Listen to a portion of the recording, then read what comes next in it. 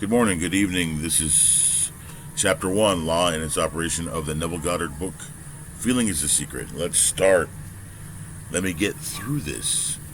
The world and all within is man's conditioned consciousness objectified. Consciousness is the cause as well as the substance of the entire world. So it is to consciousness that we must turn if we would discover the secret of creation. Knowledge of the law of consciousness and the method of operating this law will enable you to accomplish all you desire in life. Let's repeat that again so we get our ears opened.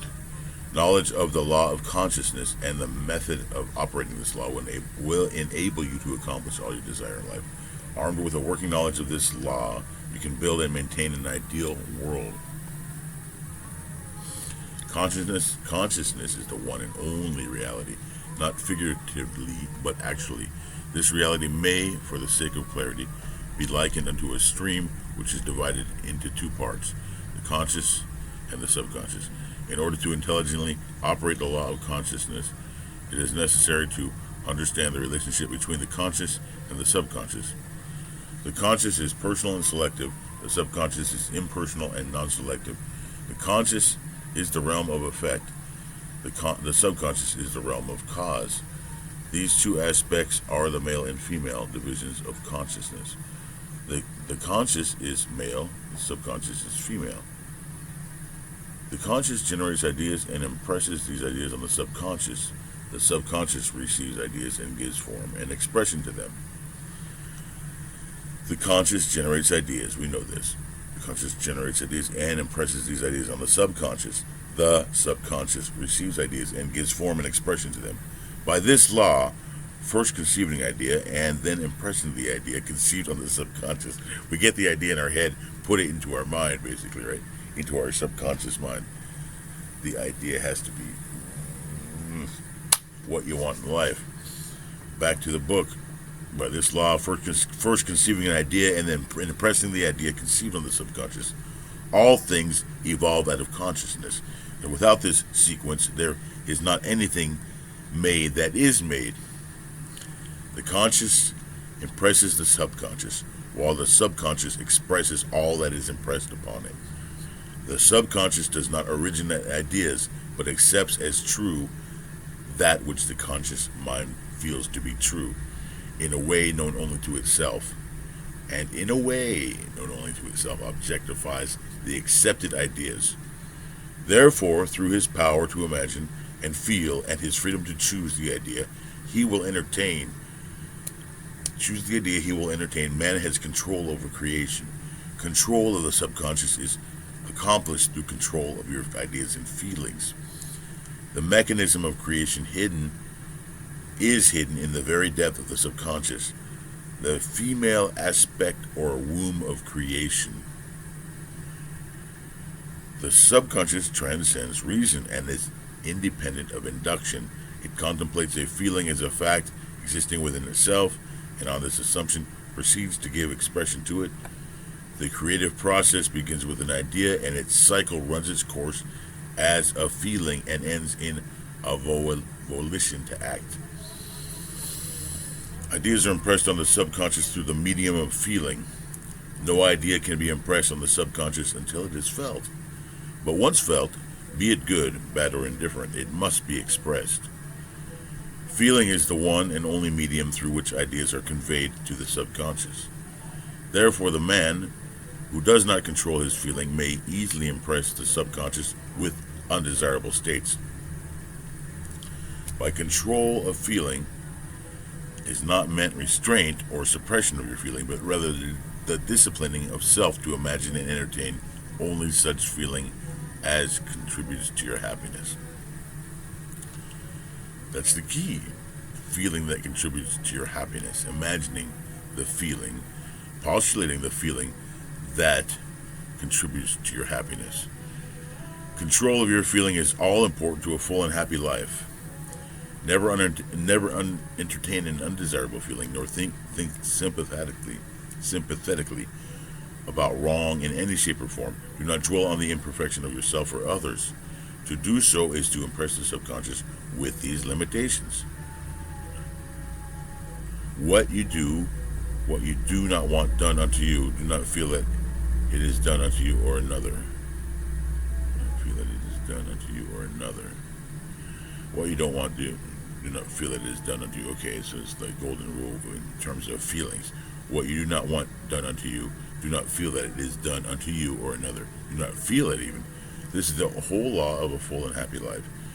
Everything else is commentary. Every feeling makes a subconscious impression, and unless it is counteracted by a more powerful feeling of an opposite nature, must be expressed. The dominant of two feelings is the one expressed. I am healthy is a stronger feeling than I will be healthy. Okay, of course. To feel, we know this, the dominant of two feelings is the one expressed. I am healthy is a stronger feeling than I will be healthy. To feel I will be is to confess I am not. I am a stronger than I am not. What you feel, you are always dominates what you feel. What you feel you are always dominates what you feel you would like to be. Therefore, to be realized, the wish must be felt as a state that is rather than a state that is not. So we're living in the end, you know. Sensation precedes manifestation and is the foundation upon which all manifestation rests. Be careful of your moods and feelings, for there is an unbroken connection between your feelings and your visible world. Your body is an emotional filter and bears the unmistakable marks of your prevalent emotions. Emotional disturbances, especially suppressed emotions, are the causes of all disease.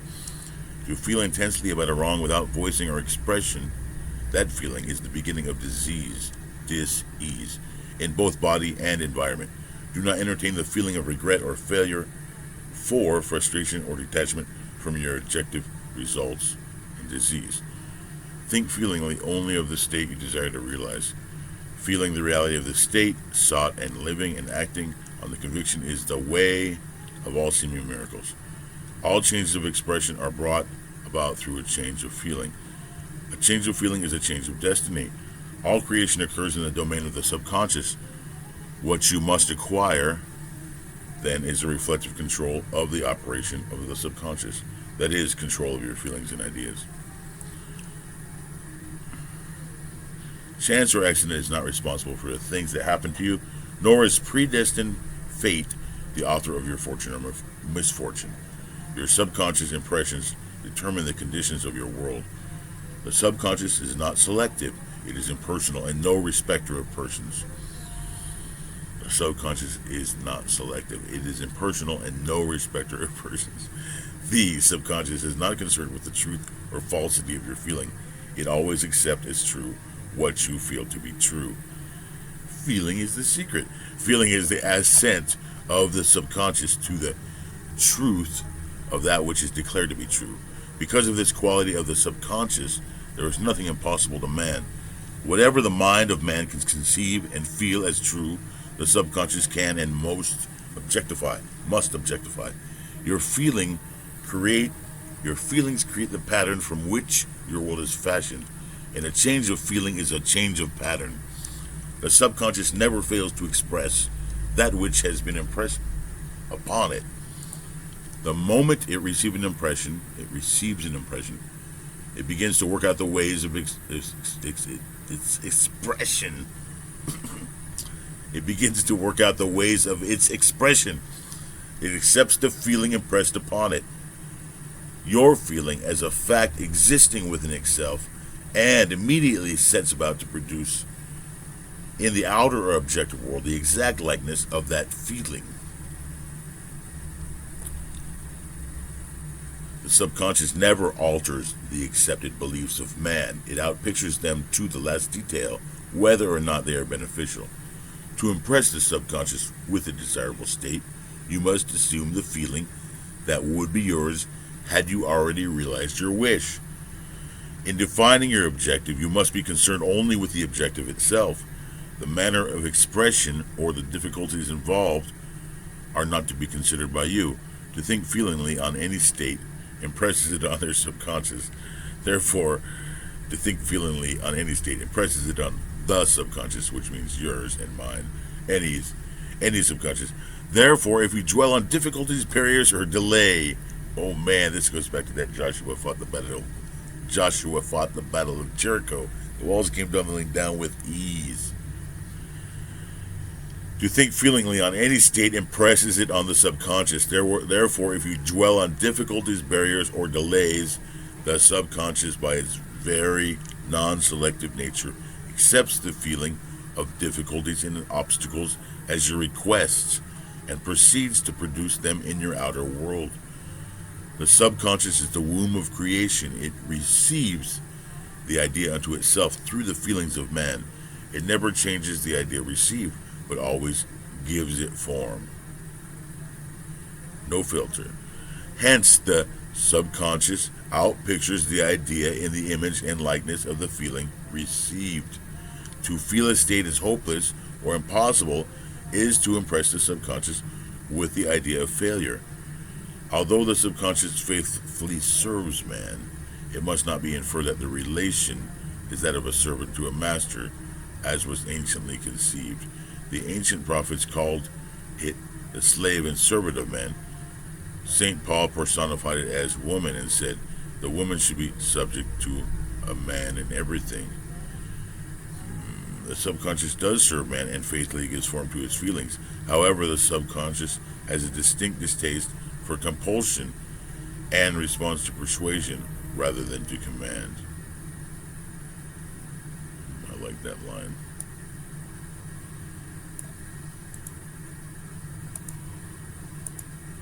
Consequently, it resembles the beloved wife more than the servant. The husband is the head of the wife. May not be true of man and woman in their earthly relationship, but it is true of the conscious and the subconscious, or the male and female aspects of consciousness. The mystery to which Paul referred when he wrote, "This is a great mystery to me. He loveth his wife, he that loveth his wife loveth himself, and the two shall be one flesh." It's simply the mastery of consciousness. Consciousness is really one and undivided, but for creation's sake, it appears to be divided into two. The conscious is objective or male aspect truly is the head and dominates the subconscious subjective or female aspect. However, this leadership is not that of the tyrant, but of the lover. So by assuming the feeling that would be yours, were you already in possession of your objective, the subconscious is moved to build the exact likeness of your assumption. Your desires are not subconsciously accepted until you assume the feeling of their reality. For only through feeling is an idea subconsciously accepted, and only through this subconscious acceptance is it ever expressed. It's easier to ascribe your feeling to events in the world than to admit that the conditions of the world reflect your feeling. However, it is eternally true that the outside mirrors the inside. As within, so without. As above, so below. So above as within. So without as without. So within. Correspondence, the second of the 7 principles of Hermes. A man can receive nothing unless it is given him from heaven, and the kingdom of heaven is within you. Nothing comes from without. All things come from within. Oh, I got to tell you this story sometime about the temple of Hermes, the disciples of Hermes, but I'll tell you it later. Back to this story. Nothing comes from without. All things come from within, from the subconscious. It is impossible for you to see other than the contents of your consciousness. Your world is, in its every detail, is your consciousness objectified. Objective states bear witness of the subconscious impressions. A change of impression results in a change of experience. The subconscious accepts as true.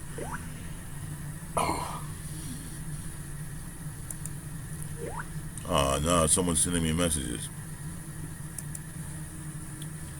Turn this off.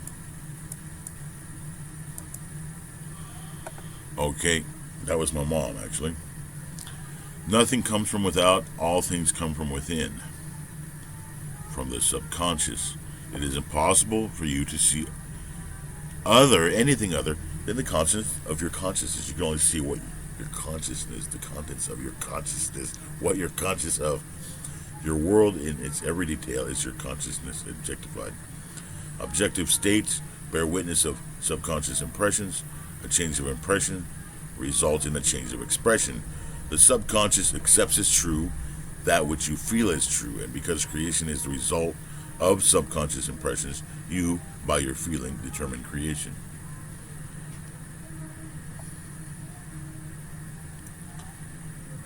You are already that which you want to be, and your refusal to believe this is the only reason you do not see it.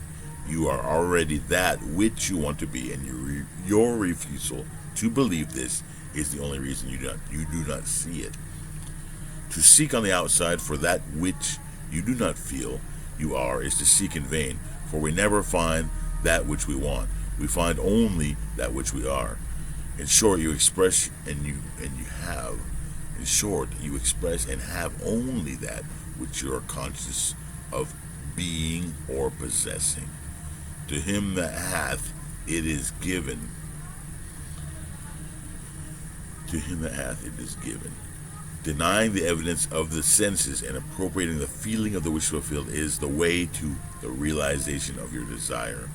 Denying the evidence of the senses and appropriating the feeling of the wish fulfilled is the feeling of the wish fulfilled is the way to the realization of your desire. Mastery of self-control of your thoughts and feelings is your highest achievement. However, until perfect self-control is attained, so that in spite of appearances you feel all that you want to feel, you sleep in prayer to aid you in realizing your desired states. However, until perfect self-control is attained, so that in spite of appearances you feel all that you want to feel, use sleep and prayer to aid you in realizing your desired states. These are the two gateways into the subconscious. And we made it through the rain. All right, we got it done. I'll do another version of that sometime soon. Maybe a little more relaxed. I was trying to get out of that morning mood, snap out of that morning mood I was in. Thinking about also, I guess problems and lack is where I started, and I do feel better. And I hope, at least, if my reading was not perfectly understood, maybe the feeling I have will at least transfer to you. Basically, all this was, the whole thing was feeling is the secret. You got to feel it, get into your consciousness to, lower it, you might say, or place it into your subconscious. Once in the subconscious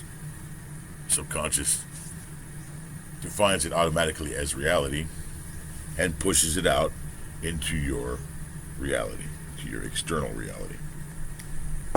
Easy enough, simple, but it's nice to read about. Simple. Not easy, but simple. And we might as well just say it's easy. It's easy to live in the end.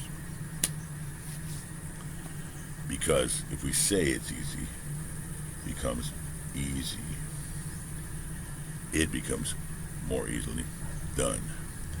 And thanks for being here. I will talk to you soon. Take care.